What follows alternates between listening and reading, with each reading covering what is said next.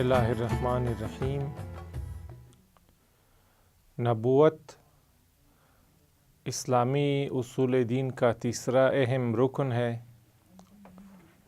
جس کا معنی یہ کہ ہم مسلمان 1,24,000 الہی اور خدائی رہبروں پر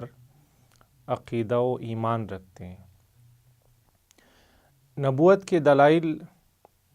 جو نبی کی ضرورت ہمارے لیے ثابت کرتے ہیں وہ پچھلے لیکچرز میں بیان ہو چکی ہیں۔ نبوت پر کچھ اعتراضات کیے جاتے ہیں۔ بعض لوگ مختلف سوالات یا اعتراضات سے روبرو ہوتے ہیں جن کی بنا پر وہ یہ خیال کرتے ہیں کہ ہمیں نبی کی کوئی ضرورت نہیں۔ ان میں سے ایک اعتراض یہ کہ بعض لوگ کہتے ہیں کہ انبیاء اور یا یہ الہی رہبر جو ہدایات اور جو باتیں جو تعلیمات لے کر آتے ہیں یا تو وہ ہماری انسانی عقلوں کے موافق ہیں یا ان کے مخالف ہیں۔ دو ہی صورتیں ہو سکتی ہیں کہ انبیاء جو بھی تعلیمات اور جو بھی ہدایات انسانوں کے لیے لے کر آتے ہیں وہ یا تو ہماری عقل کے موافق ہیں، یعنی ہماری عقل انہیں سمجھ سکتی ہے، یا تو وہ ہماری عقل کے مخالف ہیں،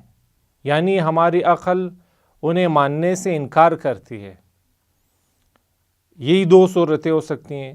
اور وہ یہ کہتے ہیں کہ ان دونوں ہی صورتوں میں ہمیں نبی کی کوئی ضرورت نہیں رہتی،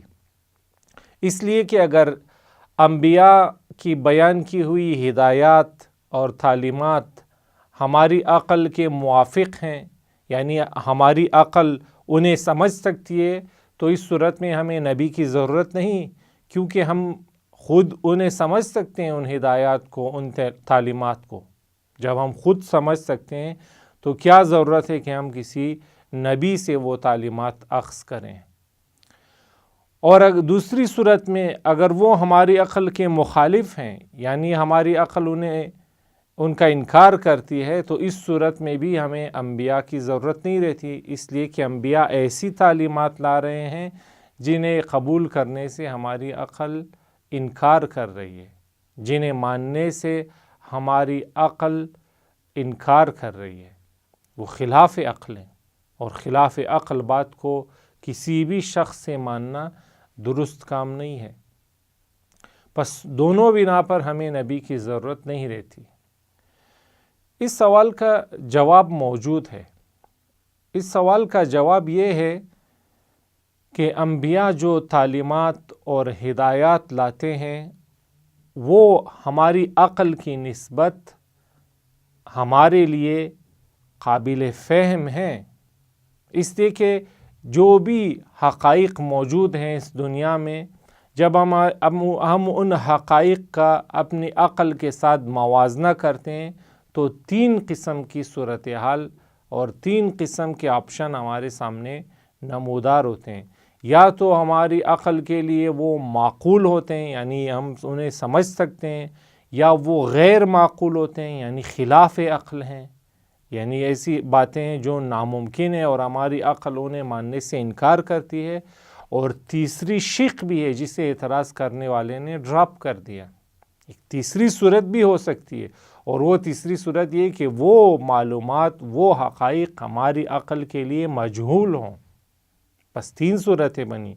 یا تو وہ حقائق، وہ تعلیمات ہمارے لیے معقول ہیں، یا غیر معقول ہیں، یا مجہول ہیں، یعنی ہماری عقل کی دسترس میں نہیں ہے وہ معلومات نہ اس طرح سے معقول ہیں کہ عقل خود سے انہیں سمجھ سکیں،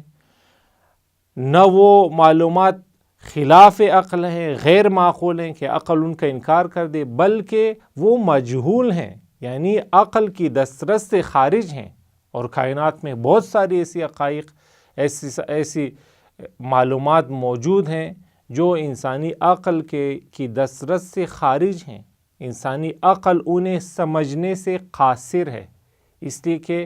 کسی نے بھی یہ بات ثابت نہیں کی، نہ کسی نے یہ دعویٰ کیا ہے کہ انسانی عقل لامحدود طاقت رکھتی ہے اور ہر چیز کو سمجھنے پر قادر ہے۔ نہیں، انسانی عقل محدود ہے۔ پس انبیاء جو تعلیمات لاتے ہیں وہ نہ خلاف عقل ہیں، وہ غیر معقول نہیں ہیں، نہ وہ معقول ہیں اس معنی میں کہ عقل خود سے انہیں سمجھ سکے، بلکہ وہ تعلیمات اور وہ ہدایات جو انبیاء لاتے ہیں وہ مجہول ہیں انسانی عقل سے، یعنی انسانی عقل کی دسترس سے خارج ہیں۔ انسانی عقل ناقص اور محدود ہونے کی بنا پر ان حقائق کو سمجھنے سے قاصر ہے، گرچہ وہ حقائق اپنی جگہ پر بالکل درست ٹھوس حقیقتیں ہیں۔ پس ان صاحب کے اعتراض سے انبیاء اور انبیاء کی تعلیمات پر کوئی اعتراض ثابت نہیں ہوتا۔ نبوت کے سلسلے میں ایک اور اعتراض بھی کیا جاتا ہے، اور وہ یہ ہے کہ انبیاء جو ہدایات اور تعلیمات لے کر آتے ہیں، ہم سب انسانوں کو ان کے سامنے سر تسلیم خم کرنا ہوتا ہے، اور انبیاء بھی یہ کہتے ہیں کہ ہماری تعلیمات اور ہماری ہدایات کی نسبت آپ عبودیت اختیار کریں، آپ بندگی اختیار کریں، آپ بغیر کسی چون و چرا کے ہماری ہدایات اور تعلیمات پر آپ عمل کریں۔ تو اعتراض کرنے والا یہ کہتا ہے کہ اس کا معنی ہے کہ ہم انسان اپنی آزادی سلب کر لیں، ہم انسان جو آزاد پیدا ہوئے ہیں اور آزادی ہمارے لیے ایک اہم اصول زندگی ہے، ہمیں انبیاء کے سامنے اپنی آزادی سلب کرنا پڑتی ہے، اور یہ درست بات نہیں ہے، یہ قابل قبول نہیں ہے کہ ہم اپنی آزادی سلب کر کے گویا اپنے آپ کو غلام بنا دیں انبیاء کا، ہم ان کے سامنے سر تسلیم خم کر دیں، ہم ان کی باتوں پر، ان کی تعلیمات پر، ان کی ہدایات پر بلا چون و چرام عمل کریں۔ یہ غیر عاقلانہ کام ہے، اپنی آزادی سلب کرنا غیر معقول بات ہے، اس لیے یہ انبیاء کو نہیں ماننا چاہیے۔ یہ اعتراض بھی اگر دقت کریں تو زیادہ اہم اعتراض نہیں ہے، اس لیے کہ اگر اپنی آزادی سلب کرنا اور کسی بات کو بلا چون و چرا کے تسلیم کرنا کسی دلیل کے بغیر ہو تو واقعی یہ غیر معقول کام ہے، اور یہ ایک قبیح کام ہے، یہ ایک اچھا کام نہیں کہ انسان بغیر کسی دلیل کے، بغیر کسی جائز اور معقول دلیل کے اپنی آزادی سلب کرے اور کسی اور کا تابع، کسی اور کا پیروکار بن جائے۔ واقعی یہ بات درست نہیں ہے، لیکن اگر کسی ٹھوس دلیل کی بنا پر، کسی حقیقت کی بنا پر انسان کسی اور کا تابع بنے تو یہ غیر معقول بات نہیں بلکہ عین عقلی بات ہے،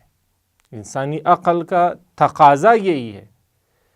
دیکھیں، ہم جب ڈاکٹر کے پاس جاتے ہیں، کسی ڈاکٹر، سرجن، فزیشین کے پاس جاتے ہیں، اگر ہم مریض ہوں، اگر ہم بیمار ہوں تو ڈاکٹر ہمیں مختلف قسم کی دوائیاں دیتا ہے اور مختلف قسم کے علاج تجویز کرتا ہے، جو اکثر اوقات ہمارے لیے ناگوار بھی ہوتے ہیں، ہمارے درد کا باعث بنتے ہیں۔ مثلا اگر ڈاکٹر آپریشن کرنا چاہے تو وہ درد اور تکلیف اور کئی دن بستر بیماری پر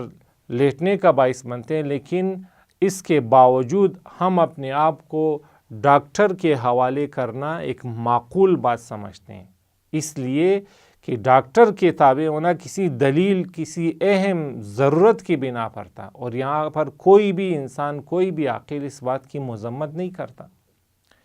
یہاں ہم مختلف اساتذہ، پروفیسرز، لیکچررز کے پاس جاتے ہیں علم حاصل کرنے کے لیے، ہم وہ جو بھی بتاتے ہیں ہم وہ قبول کرتے ہیں، ہم اپنی اسکول میں، کالج میں جا کر ان قوانین، ان کلاسوں کو قبول کر کے ہم اپنی آزادی سلب کرتے ہیں۔ یہ غیر معقول بات نہیں، اس لیے کہ یہ آزادی سلب کرنا کسی ٹھوس دلیل کی بنا پر ہے۔ بس ان مثالوں سے یہ بات سمجھ میں آتی کہ جہاں انسان اپنی آزادی کسی ٹھوس دلیل کی بنا پر سلب کرے